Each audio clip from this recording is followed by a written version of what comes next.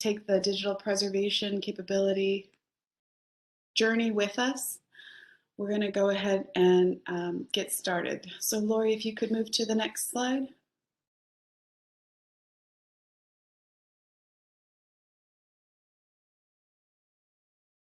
Today we're going to talk a little bit, we're going to welcome you, which we have already begun to do, but we will continue to do formally, and introduce ourselves. And then we'll talk a little bit about CoSA's latest grant, the Building Archival Capacity for Keeping Electronic Records, or BACR. Many thanks to Nick Canizzo for coming up with the excellent acronym. And what that grant is planning to do over the next 2.5 years. We'll talk a little bit about the digital preservation capability and maturity model, how it was created, what the foundations of it were, how it's worked, who's used it, and how they've made it work for their archives. And then we'll talk a little bit about how CoSA customized the DPCMM to create a self-assessment that you may remember we ran in 2012 and in 2015. Then we'll talk a little bit about the current version of the DPCMM for CoSA, and we'll talk a little bit about what you can expect after the survey is complete. We'll have a section at the end, as I mentioned, for questions and for feedback. So as I mentioned, feel free at any point to put your comments or your questions into the chat. We'll address them as we go along, or you're welcome to hold them for the questions and feedback period. So welcome, we're so glad you're here. SERI is getting together the spring webinar lineup. This is you're in the final winter webinar for SERI. Thank you for attending. I hope your weather is cooperating with what you need in your areas. In March, we can look forward to Follow the Yellow Brick Road, a decision-making for storage of electronic records webinar. And as always, you're welcome to use any of the CoSA online resources. Particularly of note, I think, are the SERI webinar recordings and the short topic videos that you can find on YouTube. It's been a real resource for webinars that I've had to miss or learning more about different topics. The most recent one that went up, I think, is an email assessment one. So if you haven't seen it yet, go check it out. I'm Michelle Gallinger. I'm the SERI coordinator and have the pleasure of being the PI on this BACR project. And I'm so thrilled to have Lori Ashley here with me today, who has had an estimable career in digital preservation. And Lori, I'm going to go ahead and let you introduce yourself now, if that's okay. Oh, sure. Thanks, Michelle. Glad to be with you. I'm a big fan of CoSA and the work that CoSA members do. I've been hanging around this space for quite a long time, agitating for good electronic records management practices, and found my way into advocacy for digital preservation a number of years ago. And this DPCMM model that we're going to talk about is a big part of what kind of coalesced some thoughts and works and passion that I had.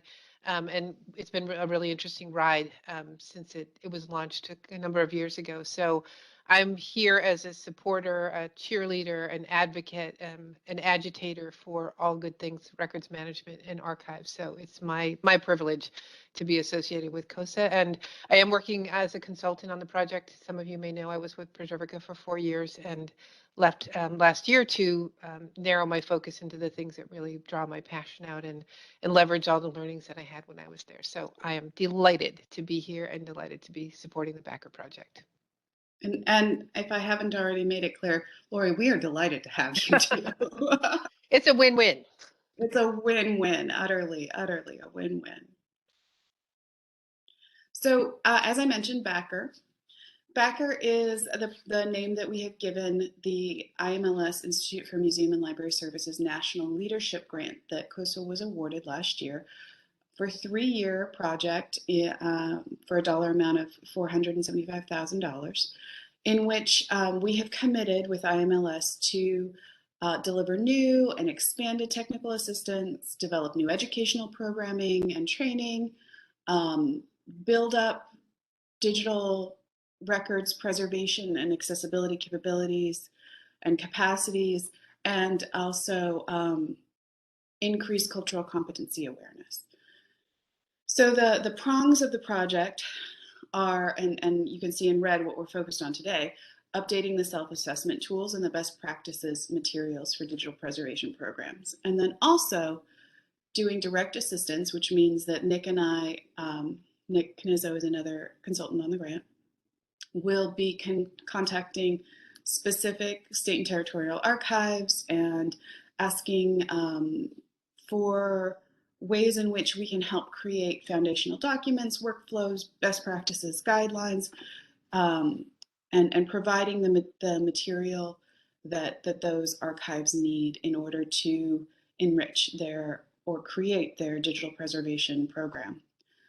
We will also be doing some mentoring between different archives, and we will also look at digitization planning guidelines and policy development for both digital preservation and digitization. And then finally, we will talk about the development and implementation of digital preservation planning and also cultural competency awareness. You may have been aware of the cultural competency survey that closed last week with a solid response rate of 64%. That is the beginning of the work for this grant on cultural competency, which we very much hope will be collaborative work about identifying cultural competency issues and awareness that we build over the course of the 3-year grant. Returning to the self-assessment, returning to the DPCMM, which is the focus of this webinar, it's so valuable and helpful for CoSA to have these opportunities for self-assessments.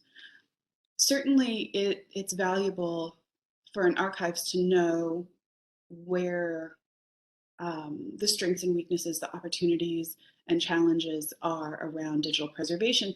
But I also have to tell you, it helps CoSA so much as well because it helps us document the effectiveness of the State Electronic Records Initiative education and training efforts. Most of these efforts are grant funded, and so the granting agencies are so appreciative of this kind of documentation, of the metrics of change, where we can say, this is a self-assessment going into the grant, this is a self-assessment going out of the grant, this is the improvement that has happened overall, these are the trends towards larger digital preservation capacity. It's a very powerful tool for CoSA in writing these grant applications and has been widely rewarded because we have been very successful in getting some of these grants lately. So I just want to say thank you to you all for being willing to fill out these surveys and self-assessments because it's really helped us, and we anticipate that it will help us going forward as well. It also helps CoSA build on the progress of the tools and the best practices that we've created, which answers the needs of the CoSA members, which answers the needs of the archives. So while we're very grateful that we're able to report back to our funders about the successes, we also know that the real benefits to the members are there as well, and it's that synergy, to grab an old-fashioned business word, that's that synergy that makes it such a valuable component of CoSA's work. For backer, we have a page on the electronic records tab of the CoSA website, and you can see here we've been very busy on the blog, giving an overview of the DPCMM and talking about what makes up an archival repository and why the international standards that we connect with are so important, doing an in-depth interview with GPO talking about how they've decided to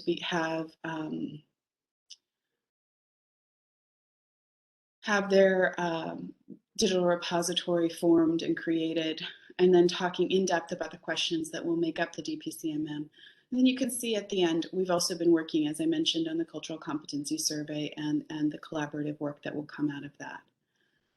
So with that, you can visit that page at any time. We'll have all of our materials for the grant there.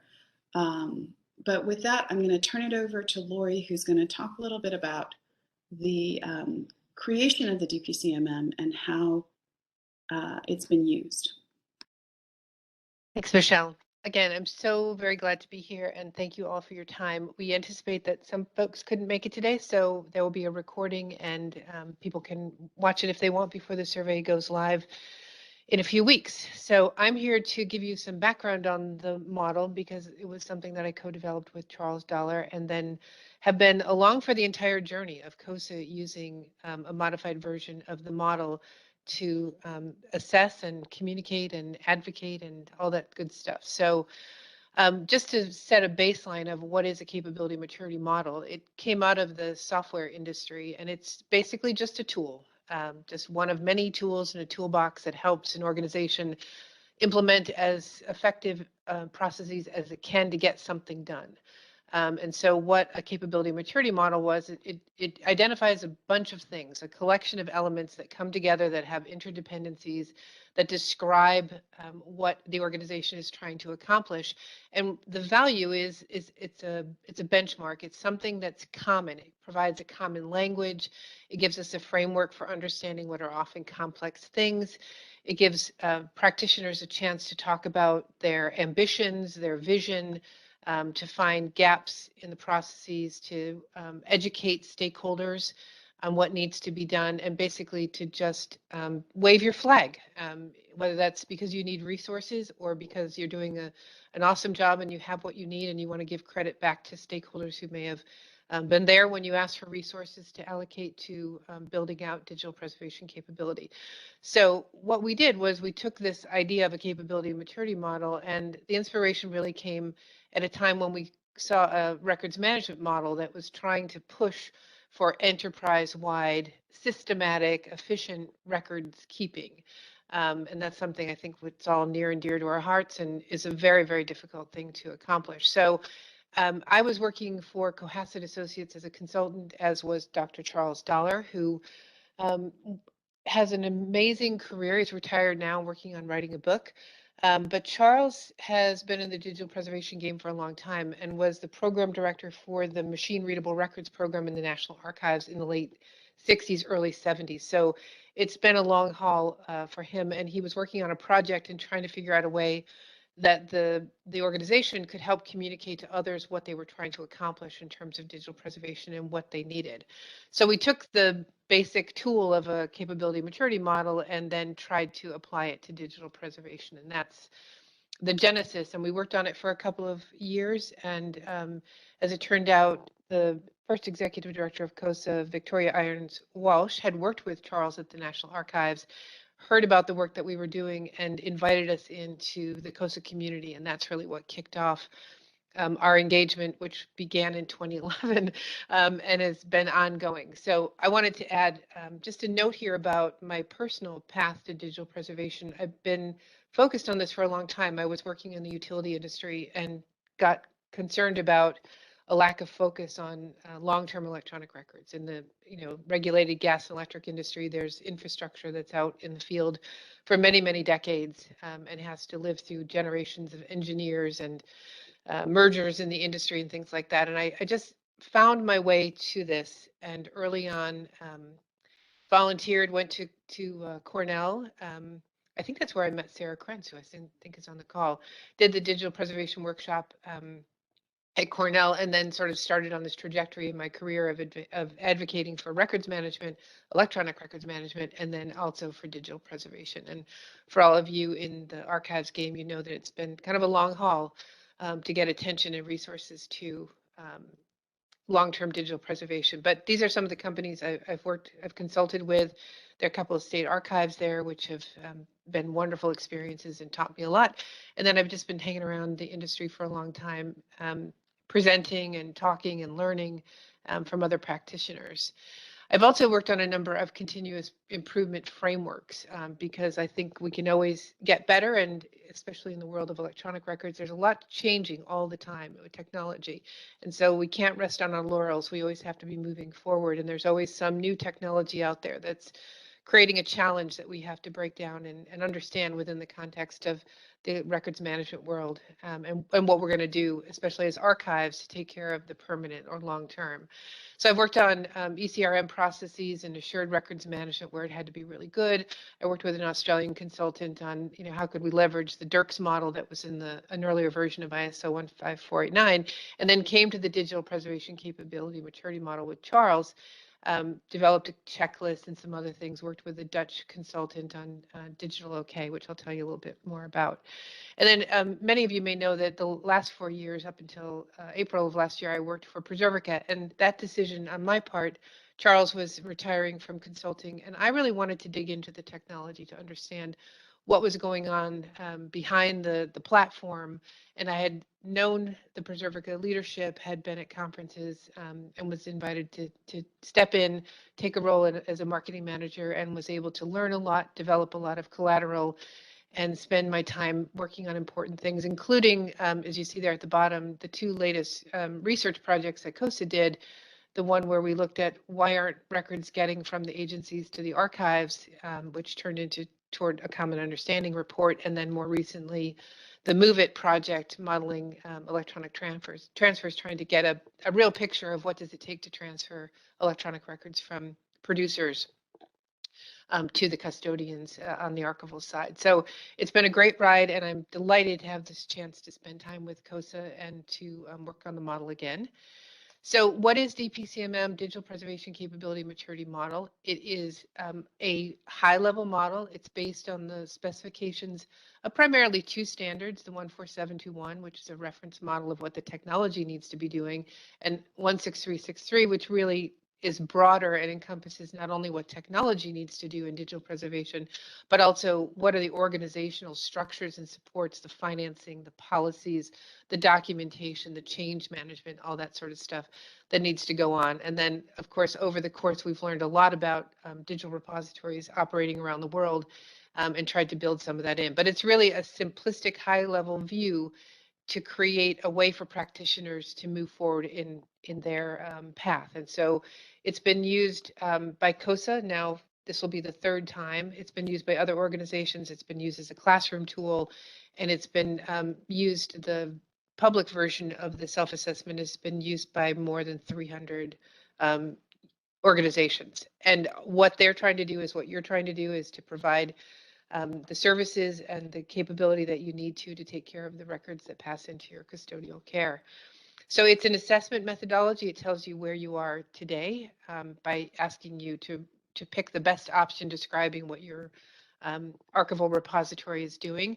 And then the whole goal of it is to help you figure out where do you need to go. So if you get a low score in a component, you just step back and look at it and say, what is this all about? What needs to be done? Who's going to do it? How do we move forward?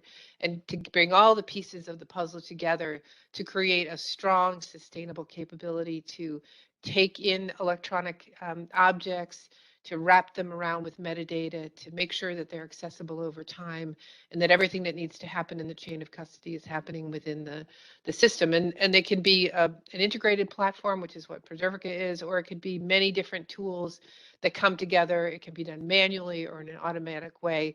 The idea is you just need the capability of people, process, and technology that have a discipline and a focus and a commitment to keep long-term digital objects alive and viable.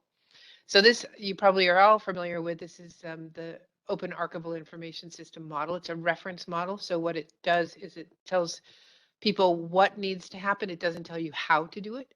So that goes back to the point of you can piece a lot of tools together. You can use an integrated platform. You can, build a whole infrastructure in lots of different ways. But basically, there's something that needs to be ingested and protected. There's the folks who look after it. And then there's the folks down the road who may not even be born yet that may want access to something. This is probably the view that you're much more used to seeing. And so some of these concepts of submission information packages and archival information packages, this is the model that has been accepted by the digital community around the world to describe what needs to happen inside the infrastructure in order to do the job of an organization that's taken on the responsibility for the long-term preservation of information. Its companion standard is 16363, and that's really a standard that's used for audit and certification. So we'll talk a little bit more about it, but very few repositories in the world so far have been certified. Just like every certification to an ISO standard, it's not a simple thing, and once you get involved in it, it's something that you have to keep going and keep doing.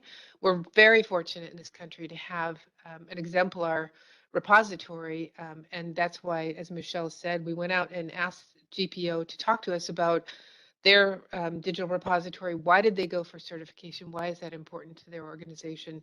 And it's just wonderful that it happens to be right here where we can take a look at it, we can access their experts, we can learn more about it. So 14721 and 16363 go together. Inside 16363, there's categories, and I've just spent some time writing 5 blogs, which basically align the components of DPCMM to these categories in the standard to just provide you with assurance that even though the DPCMM is a high-level model, it does touch on all of these things which need to be done. The one thing that we don't cover in DPCMM is financing and funding. And of course, you guys regularly document that, and that's something that that's unique to your jurisdictions and you're experts in managing that budget process. But we don't tackle it specifically because we want it to be a model that all organizations can use. But you can certainly go back to your budgeting and funding, and there's some levers I think that can be pulled. Some of your folks who have made good progress in building out digital repositories can give you some tips there. So as I mentioned, the Government Publishing Office is currently the only digital repository certified to the 16363 standard. And they've been very gracious about sharing information. This is just a screenshot of a little bit about what they were doing. I encourage you to read the blogs if you want to learn more. But just by reading the description, you see a lot about why they do it and what's important and what drives it and why they needed to have such a high standard to prove to the public and to prove to the agency that they work for, that they support, that the assets that are transferred to them and that are under their care are going to be taken care of at the highest level possible of stewardship, and that it's an ongoing commitment that has to be sustained. And so if you want to go to govinfo.gov, that's their the repository that's been certified to this standard. So they've worked very hard and thought through a lot of different things. So the digital preservation capability maturity model, how the heck does it work if it's just this high level framework? This is the picture. It was an ugly picture. Neither Charles nor I are graphic artists, and so we kept it simple.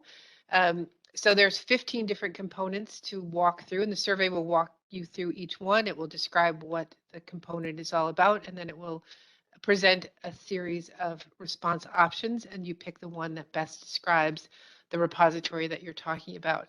And so at the very center, you see there the preservation repository. Whether this is a single application or it's a bunch of tools put together, this is the heart and soul. You've got to have technology to manage digital records. There's no other way to do it. And the technology needs to do a lot of things, and that's what's well represented by what's in the ISO 14721 standard.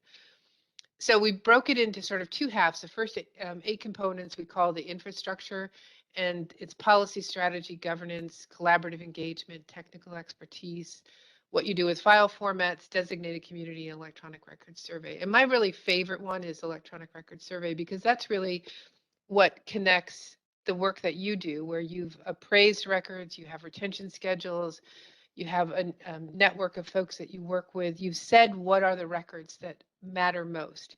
And you really need to have that view of what's coming into your repository in order to have the resources and the planning.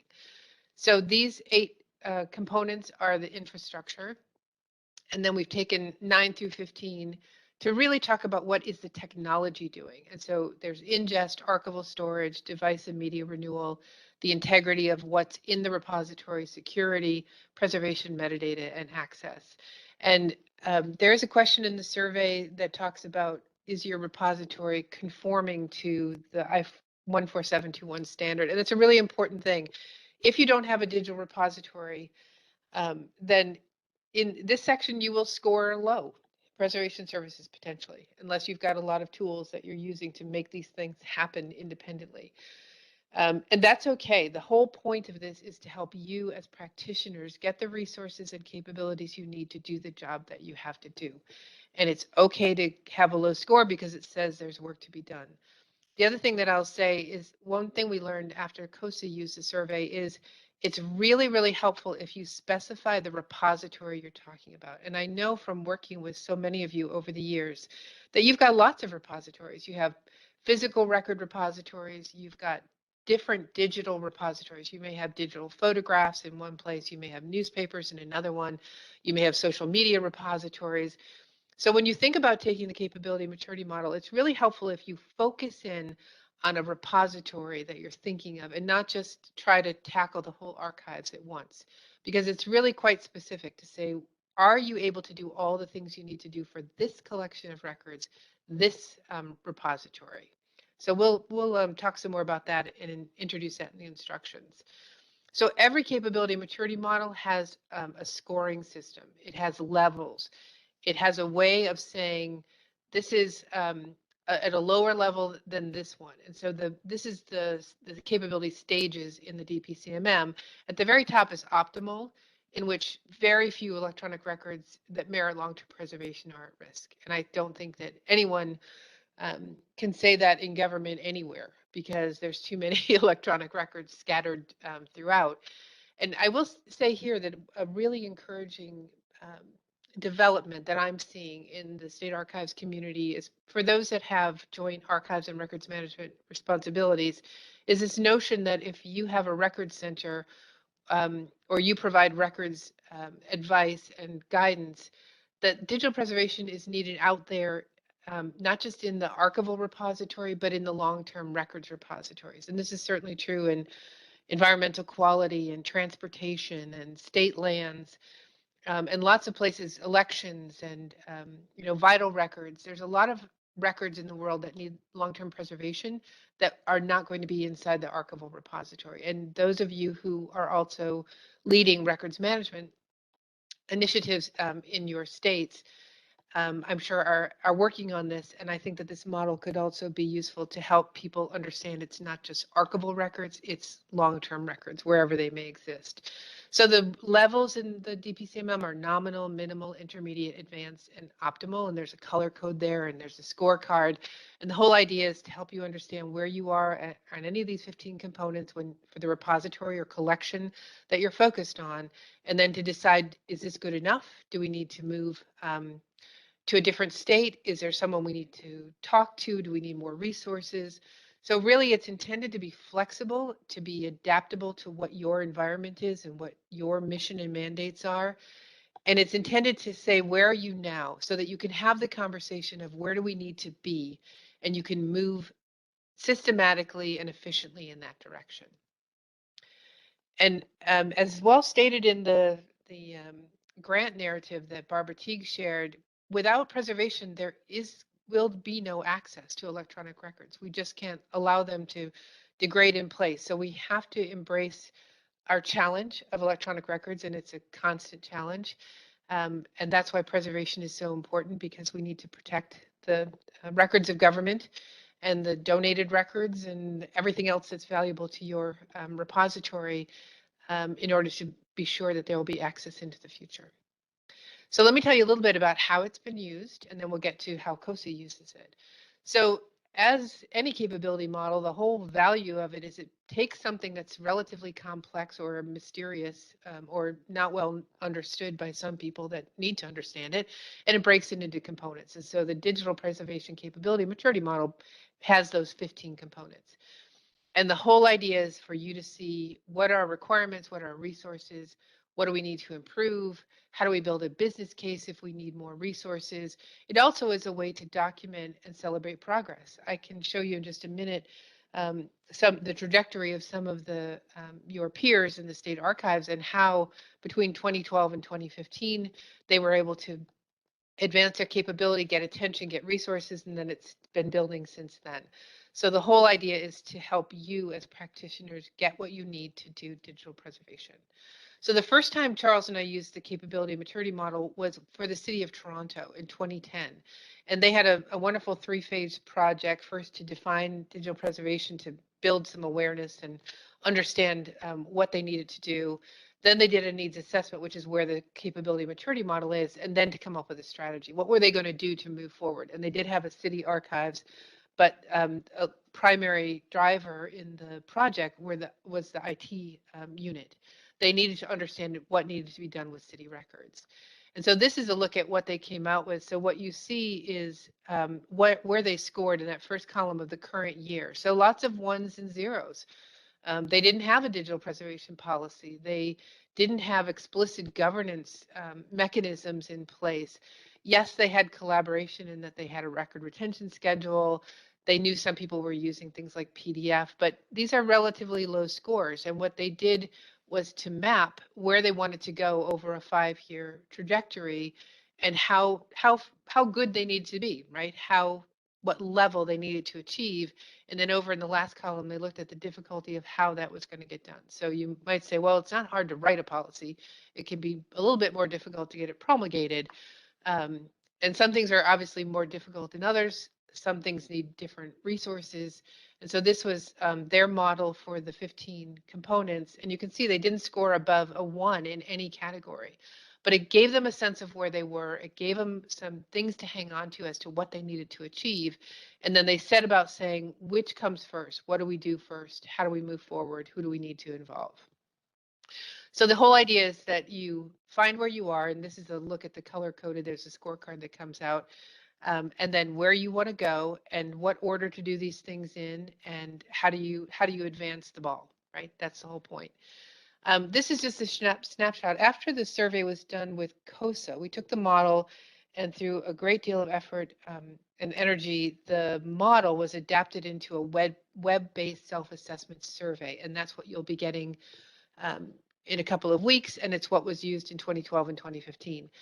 After that, Charles and I asked permission from NHPRC and CoSA to use the code in the web application to build a generic version, and that became DigitalOK, digitalok.org, which I administer. And so it's basically the same 15 components, but it's made generic. It doesn't speak to government records. And this is a survey that's been taken more than 300 times. So this is one gentleman from the Croatian government agency, sort of something analogous to the US FDA, took it to see what he could do to advance the ball in his agency. The Norwegian Health Archive took it. Charles and I did a workshop for the section on international organizations for ICA. And then there was some development on a mobile tool, which was a simplified version of the standard. And the whole idea was to make a tool accessible to folks in low resource areas, so mostly in Africa and the Caribbean and South America, that they could use the tool and then they could actually upload archival materials into a repository.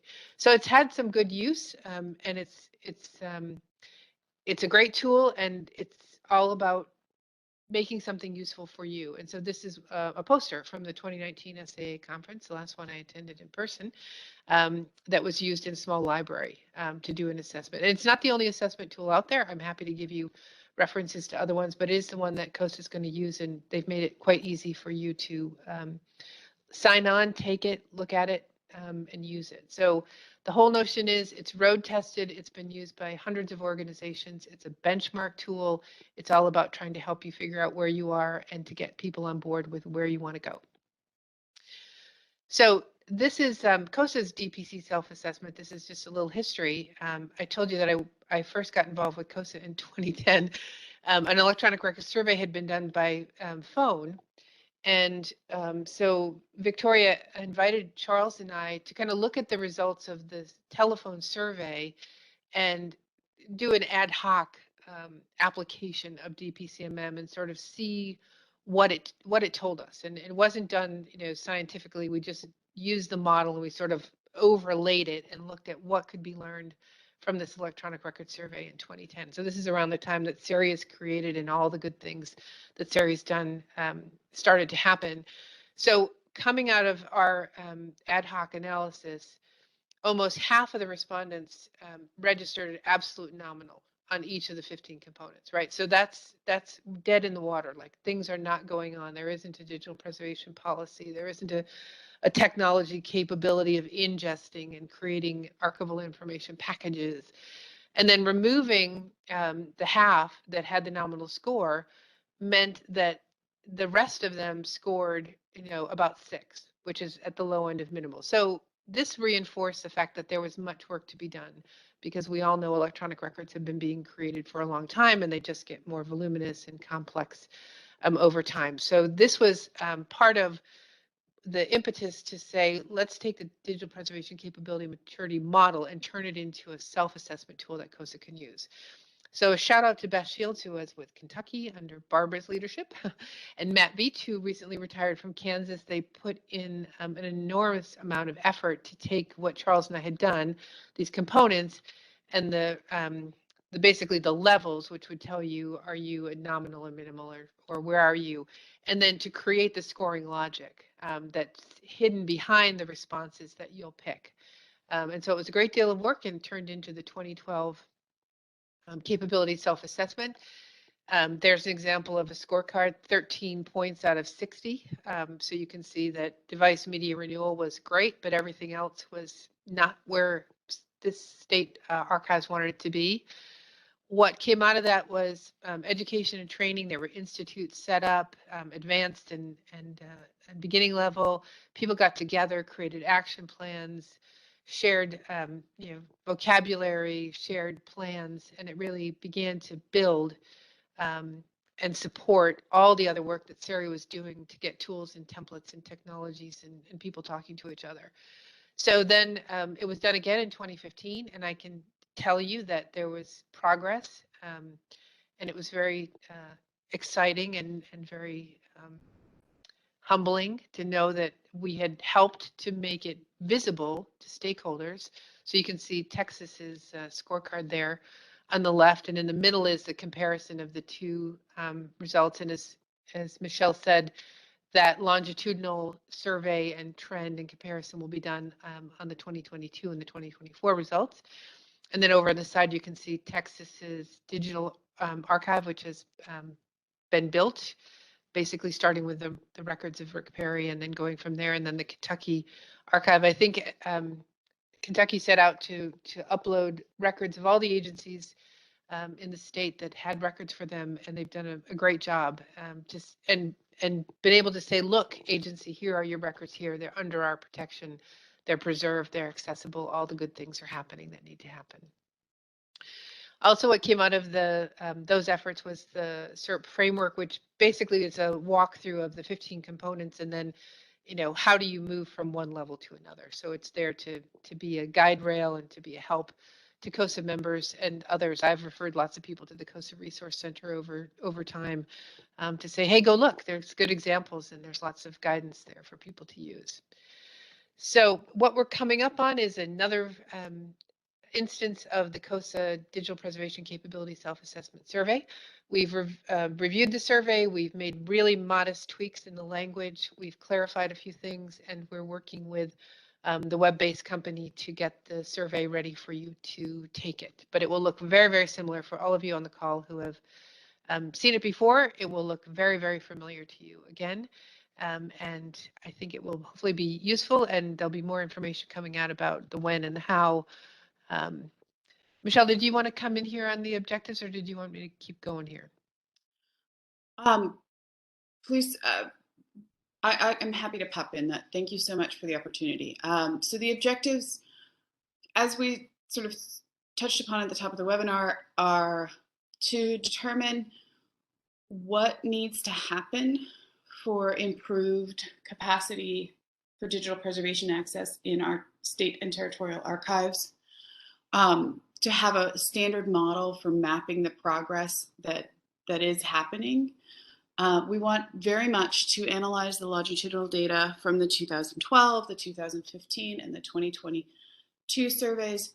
And then when we run it again in 2024, we will include that data in that longitudinal analysis and come up with a report from all 4 surveys. We want to support CoSA as we communicate the efficacy of our work to our grant funders and to our members. And we want to make sure that the State Electronic Records Program,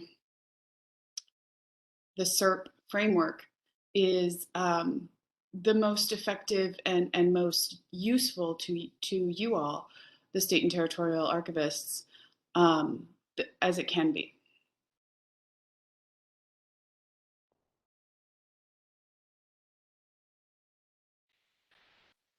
So I think we talked about when it will be administered, right, to support the Backer project. And what we've clarified in the text is that we're talking about permanent electronic government records. So I will say, and it doesn't really matter if it's state or local government. Some of you have all branches, some of you have some branches, some of you have local government, some of you don't. But there's all sorts of collections, and what I would really emphasize is that you can take the survey multiple times, which is how people have used it. They had someone from an organization take it on an Oracle database, on a shared drive, on an ECM system. So the whole point is to narrow the focus to look at a collection. So you may say, how are we doing with local government records or digital photos, whatever you want to do. But it's best if you narrow it down a little bit. But the way that the survey is written is that the focus is on permanent electronic government records, right? To really make sure we're talking about what all these standards are wrapped around. It's really the long-term and permanent that we're worried about. CoSA is hoping very much to match the high level of participation that happened in the 2012 and 2015. Nearly every state and territorial archives participated. And of course, the broader the usage, the broader the value, I think. So we don't have a date set for when it will launch, but it will be open for a couple of weeks. What happens when you use the web application is right away you get that scorecard that comes out to show you how the logic has scored where you've fallen based on your responses. And then you'll also get the survey, which then has checkboxes to show you your responses. So if you pull a couple people together to take the survey, or you look at one collection and do it for another collection, you'll have in your hands the outputs of that effort. And you know, some people may dispute it. You may sit down with somebody who says, I don't think that's the right score for us. Let's go back and talk about it. It really is about conversation, collaboration, engagement, education, getting what you need to advance digital preservation capabilities for your archives. And as Michelle said, you'll get your own survey, you'll have that to use, but then from each round, the results will be aggregated. And I'm sure many of you know Veronica Martzal, formerly with the state of Massachusetts archives, and now doing some other work out in California in records management and archives. She is also working on the team. And so she'll be the one who's heading up the effort to do the analysis and aggregation. So just to recap, there are 15 components. These are the infrastructure components. And what you'll see in the survey, you'll see a definition, a description. So here's policy. It just says, you know, the organization charged with preservation and access to permanent electronic government records should issue its digital preservation policy in writing, including purpose, scope, accountability, approach to the operational management and sustainability of trustworthy digital repositories. Nothing really scary there or what you wouldn't expect, but I know that KDLA, the Kentucky State Archives, I think probably also under Barbara, agreed to do a test archives with the PTAB group before the ISO 16363 was finalized. And I remember from reading the results that one of the things was, well, we know what we're trying to do here, but maybe we haven't stated it or documented it as explicitly and then distributed it out to everybody who needs to know about it. So again, policy is pretty straightforward, but if it's not out there for people to see what you're doing and what you need to have them do, then it's something that could be worked on. So every one of the 15 components will have a set of responses, and you pick the one that makes the most sense. So that first one says, we don't have a written digital preservation policy, and you just click the box. and go on from there. And behind the scenes, the web application is scoring. So then there's the second set, the preservation services. And again, if you don't have a digital repository that conforms to the Open Archival Information System reference model, you probably will be selecting the first response option, which says, we know we've got something going, but we're not at full speed in terms of meeting the requirements of that model. So there is a question, I think this question will appear. It basically asks, do you have these things? And it's just to remind you that this model was built to these standards, and these standards are high, right? They're high because they need to be high, because long-term digital objects need a lot of care and sustainability. So here's the example of the last component, access. You know, if you have a mandate to support public access, these are the things you need to be able to do. It's high level, it's very compact, the text, and then the response options get a lot more detailed, and you pick the ones that make the most sense, and behind the scenes, the application will be scoring for you. So you'll get a scorecard, it generates it right away. It gives you these nice color dots, shows you sort of where you fall, and then you get a copy of the survey, which can be useful to just have arguments, if not agreement. And so, as we said, these are some of the things that will be going on, and we'll put out a timeline, and we'll have a live Q&A session after the survey goes live, so that if people are struggling or having a question or wondering what to do, that there'll be somebody there who can help you. And the whole idea is to lift all of the state and territorial archives up to advance their capabilities to take care of electronic records, and to continue to do the amazing work that you do. And Lori, I'm so glad that you mentioned that that these are really high standards, because I think it's an opportunity for us to talk a little bit about what our expectations are. You know, we don't expect that any of the archives right now have perfection. Perfection is not something that is achievable when it comes to digital preservation, but excellence is, and that's something that that this self-assessment helps us in our quest for excellence, helps us define where we are, what our next steps are, where our challenges can be, and where we can work together to improve digital preservation activities for state electronic records.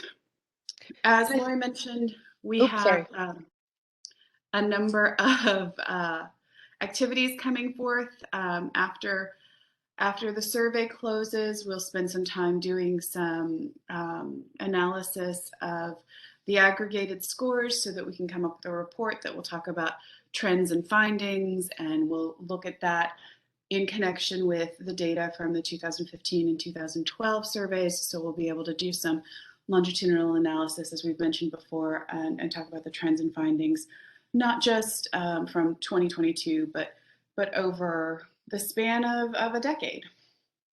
And then we'll release a report with those findings. We'll have a session somewhat like this, a webinar that can be a Q&A session where we'll talk with you all about what we found and what your thoughts are, and where you think we should be heading next. We'll develop a series of best practices documents or update existing best practices documents to address the needs that are surfaced by the survey. And then we'll do it all again in 2 years. So it'll be a really, I think, very productive and hopefully very useful time, this backer grant that we are working on.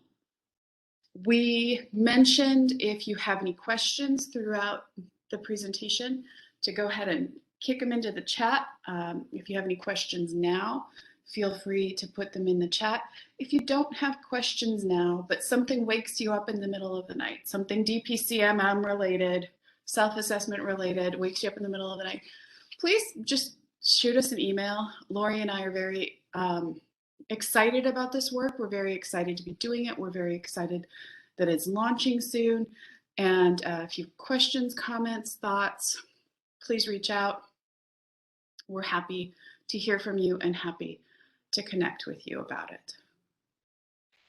I just wanted to add too that some of the folks, a lot of folks have come and gone and moved between archives in the time period where all this has been going on. So don't worry about what happened in the past. It's really intended to be a current state. And so to those of you who are out there representing archives that have made immense progress and have been supported and have lots of good things going on, I could see you using this survey as a way of acknowledging the what the stakeholders have done. So I'm thinking of Texas at the moment. Texas got a pile of money and went out and did great things with it. And I think that if they can show that a collection or a repository is at a high level, it says to the folks that supported them and sent money their way and whose records they're protecting that that's all working. But the opportunity is equal to say over here are also records or assets that are important that we have a mandate to protect, and they're not under the same level of capacity and care, and we would like them to be. And so then you can build the business case to say, I've seen this happen lots of times, is that archivists have to make really super hard decisions about what they put into the best archival storage they have because they don't have enough archival storage for everything they have. And so we want you to, we know that your digital repositories need to strengthen and get a lot bigger than they are today because there are so many electronic records being produced in government that need to be taken care of. And so I think I've got a couple of angles of how you can use this. So for those who are doing well and have more to do, and those who are feeling that you're just at the beginning of the journey, don't despair. It's a tool. It's something to give you leverage, to give you conversation pieces, and that's what it's all about. So wherever you come out, just think about how you can best leverage it to do what you need to do. And part of what Nick and I are doing as consultants on Backer is explicitly helping state and territorial archives to do that leveraging, to identify modular small steps that can still help create a foundation for a long-term digital preservation program. So, and that's part of why the mentoring piece is so important to this grant as well. Everybody's been at the beginning, and you don't have to be at the beginning alone.